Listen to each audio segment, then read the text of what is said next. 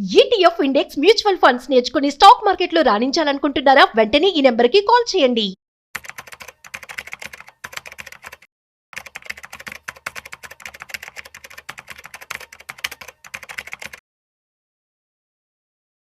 Suman TV ప్రేక్షకులకు స్వాగతం. నేను doctor Anil Kumar Bachu, certified financial ప్లానర్ని.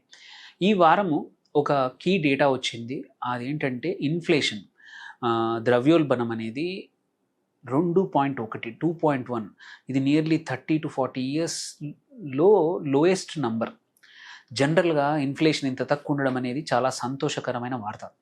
ఎందుకంటే ఇన్ఫ్లేషన్ తక్కువ ఉందంటే మార్కెట్లో వస్తువుల రేట్లు తక్కువ ఉన్నట్టు, సో కాస్ట్ ఆఫ్ లివింగ్ అంతగా పెరగకపోవడం అనడం అనేది సినానిమస్. బట్ ఈ 2.1 ఇంకొకటి కూడా ఏంటంటే ఇంట్రెస్ట్ రేట్స్ తక్కువగా ఉంటే, అంటే ఇన్ఫ్లేషన్ తక్కువగా ఉంటే ఇంట్రెస్ట్ రేట్స్ కూడా తక్కువ ఉండే అవకాశాలు ఉన్నాయి. అంటే రిజర్వ్ బ్యాంక్ ఆర్బీఐ అవుతుందో వడ్డీ రేట్లు తగ్గించే అవకాశాలు ఉంటాయి. ఎందుకంటే ఇంట్రెస్ట్ రేట్ తక్కువ ఉన్నప్పుడు మనము డిమాండ్ పెంచడానికి వడ్డీ రేట్లు తగ్గిస్తే ఎవరైతే పెట్టుబడి పెట్టాలనుకుంటున్నారో వాళ్ళు ఎఫ్డీల కన్నా కూడా డబ్బుల్ని ఇన్వెస్ట్ చేసి జాబ్స్ క్రియేట్ చేయడానికి కానీ, బిజినెస్లో వాడుకోవడానికి కానీ, క్యాపిటల్ ఎక్స్పెండిచర్ పెంచడానికి వడ్డీ రేట్లు తగ్గిస్తే లోన్స్ పెరుగుతాయనే ఉద్దేశంతో ఆర్బీఐ యూజువల్లీ ద్రవ్యోల్బణం అనేది చాలా బేసిక్ ఫిగరు. దాన్ని బట్టే చాలా యొక్క పాలసీలు కానీ, మన ఇంట్రెస్ట్ రేట్స్, మార్కెట్ పర్ఫార్మెన్సెస్ కూడా డిటర్మైన్ అవుతాయన్నమాట. బట్ నిజంగానే ఈ 2.1% మనకు సంతోషకరమా? దాని నుంచి మనం నిజంగానే 2.1 మనము రోజువారీ చూస్తున్న ఖర్చులు అలాగే ఉన్నాయా? ఈ ఇన్ఫ్లేషన్లో ఏది మ్యాటర్ అవుతుంది అనేది ఒక కొంచెం ఈ డిస్కషన్లో తెలుసుకుందాం. ఫస్ట్ ఇంపార్టెంట్ థింగ్ ఏంటంటే దెర్ ఈజ్ సంథింగ్, ఇంకొక కాన్సెప్ట్ ఏంటంటే కోర్ ఇన్ఫ్లేషన్ అనేది ఒక నంబర్ ఉంటుంది.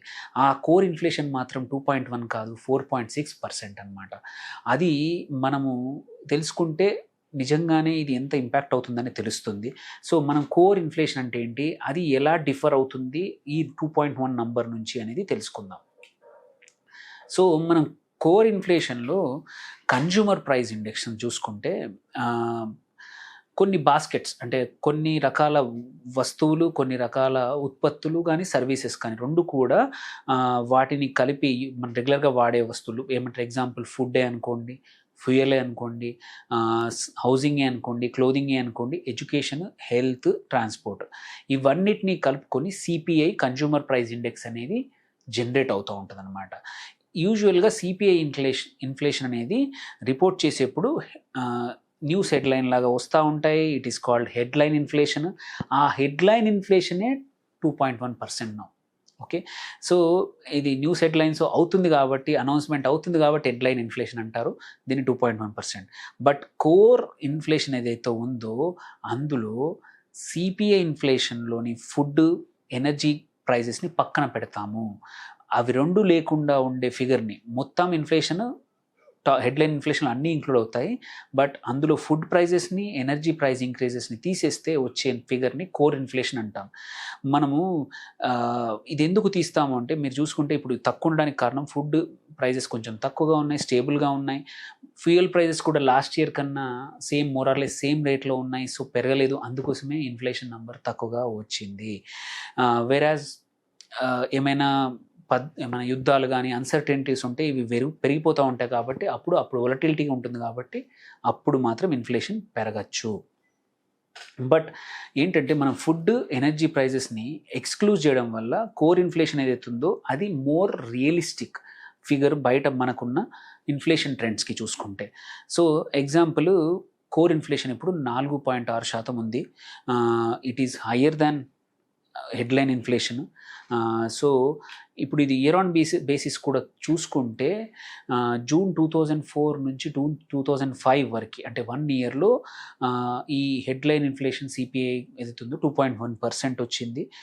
మనం ఈ టైంలో ఫుడ్ ప్రైజెస్ ఏవైతాయో కూల్ అయ్యాయి, తగ్గిపోయాయి. అట్లాగే మనము వెజిటేబుల్స్ కూడా, పల్సెస్ కూడా మధ్యలో పెరిగిన దానికన్నా చాలా తగ్గిపోయాయి. నియర్లీ వెజిటేబుల్స్ 19% యావరేజ్గా, పల్సెస్ 11.76% తగ్గింది. అండ్ వీటి వల్ల మనకి ఇన్ఫ్లేషన్ అనేది లోవర్గా ఉంది. బట్ ఇదైతే ఇంట్రెస్ట్ రేట్ డిటర్మైన్ అయ్యేది ఈ ఇంట్రెస్ట్ 2.1 పైనే. సో ఇన్ఫ్లేషన్ ఈజ్ లో ఏంటంటే యూజువల్లీ ఇంట్రెస్ట్ రేట్స్ కూడా లో అవుతాయి. సో ఎందుకంటే బారోయింగ్ అనేది తగ్గుతూ ఉంటుంది, స్పెండింగ్ పెరుగుతుంది, గ్రోత్ పెరుగుతుంది అనమాట. సో ఈ కేసులో ఈ ఇన్ఫ్లేషన్ ఏదైతే ఉందో, హెడ్లైన్ ఇన్ఫ్లేషన్లో కోర్ ఇన్ఫ్లేషన్ క్యాల్కులేట్ అవ్వదు. సో మనం అంతగా సంతోషపడాల్సిన అవసరం లేదు. కోర్ ఇన్ఫ్లేషన్ 4.6 ఉంది. యాక్చువల్లీ కొన్ని సెక్టార్స్లో మనకి ఇన్ఫ్లేషన్ చాలా ఎక్కువగా ఉంది, వెదర్ ఎడ్యుకేషన్ అనుకోండి, హెల్త్ కేర్ అనుకోండి, మల్టిపుల్ సెక్టర్లో అవి ఈ హెడ్లైన్ ఇన్ఫ్లేషన్లో క్యాల్కులేట్ అవ్వట్లేదు కాబట్టి మనకి తక్కువ ఇంట్రెస్ట్ రేట్ అనేది వస్తూ ఉంది. సో మన ఈ నంబర్ చూస్తే మనకు ఒక్కోసారి బాధేస్తుంది, ఏంటి గవర్నమెంట్ నంబర్ మనం నమ్మచ్చా లేదా అనే క్వశ్చన్ కూడా చేస్తూ ఉంటాము. బట్ ఈ సిపిఐలో కొన్ని ఫ్యాక్టర్స్ మాత్రమే ఇన్వాల్వ్ అవుతాయి ఇన్ఫ్లేషన్ క్యాల్కులేషన్లో. ఆ ఫ్యాక్టర్స్ మేజర్గా మార్కెట్ని డ్రైవ్ చేస్తాయి కాబట్టి మనం నమ్మక తప్పదు. బట్ అదర్వైజ్ మనం చూసుకుంటా ఉంటే మాత్రం కంపల్సరీ ఇన్ఫ్లేషన్ అనేది నంబర్ మచ్ హయ్యర్ ఉంది. కోర్ ఇన్ఫ్లేషన్ 4.6 దగ్గర ఉంది, which really matters more than headline inflation. So headline inflation అనేది ఓన్లీ మ్యాక్రో ఎకానమీ లో ఒక టూల్ మాత్రమే, ఆర్బీఐ వాడే టూలు. ఆ నంబర్ని బట్టి వాటి కొన్ని పాలసీ చేంజెస్ చేస్తూ ఉంటుందన్నమాట. సో అందుకే ఈ ఇన్ఫ్లేషన్ నంబర్ని కొంచెం పించ్ ఆఫ్ సాల్ట్తో తీసుకొని తక్కువగా ఉందని నమ్మకుండా కొంచెం, అంటే దో ఇట్ ఈస్ అన్బిలీవబుల్ ఉన్నా సరే పాలసీ మేకింగ్కి తప్ప యాక్చువల్ రోజువారీ వాటిల్లో మాత్రం అంత ఎఫెక్ట్ మనకి కనబడలేదు అనేది మాత్రం సత్యం. అందుకోసమే ఈ ఇన్ఫ్లేషన్ నంబర్స్ కూడా మార్కెట్స్ ఎక్కువగా రియాక్ట్ కూడా అవ్వలేదు. అంటే ఇన్ఫ్లేషన్ తక్కువ ఉందని చెప్పేసి మార్కెట్స్ కూడా ఓవర్ హైప్ అవ్వలేదు. సో అందుకే యూజువలీ ఇది చాలా ఇంపార్టెంట్ ఫిగర్. మనం అమెరికన్ మార్కెట్స్లో తీసుకున్నా కానీ మన లాస్ట్ వీక్ అక్కడ కూడా ఇన్ఫ్లేషన్ నంబర్స్ వచ్చాయి. అక్కడ ఇన్ఫ్లేషన్ రేట్ పెరిగింది, మనకు తగ్గింది, అక్కడ పెరిగింది. అందుకోసమే కొన్ని రోజులు అక్కడ వడ్డీ రేట్లు తగ్గించకుండా ఆపుదామని అక్కడి అమెరికన్ ఫెడ్ కూడా అనౌన్స్ చేశారు. సో ఈ ఇన్ఫ్లేషన్ నంబర్స్ ఇంకొక రీజన్ ఇది తగ్గడానికి మనకి అంటే ఏంటంటే లోవర్ బేస్ కూడా అనమాట. So hopefully last year base ఇప్పుడు ఈ ఇయర్ నుంచి చూసుకుంటే మచ్ మోర్ అక్యురేట్ డేటా రావచ్చు. దాన్ని మళ్ళీ మనం కూడా ఇన్ఫ్లేషన్ నమ్మే పరిస్థితులు రావాలి అంటే మాత్రం టైం పడుతుంది. సో ఎవరైతే సర్ప్రైజ్ అయ్యారో ఇంత నంబర్ నిజంగానే ఇది నిజం కాదు అన్న వాళ్ళతో నేను ఏకీభవిస్తాను. బయట జరుగుతున్న ఇన్ఫ్లేషన్కి ఈ వచ్చిన నంబర్కి మాత్రం ఎటువంటి పోలిక లేదు. ఇది ఓన్లీ ఒక ఆర్బీఐ తన పాలసీ కోసం తప్పించి ఇది రియాలిటీని మాత్రం క్యాప్చర్ చేయట్లేదు అని ఎవరైతే అందరూ అనుకుంటున్నారో ఐ ఆల్సో బిలీవ్ సేమ్.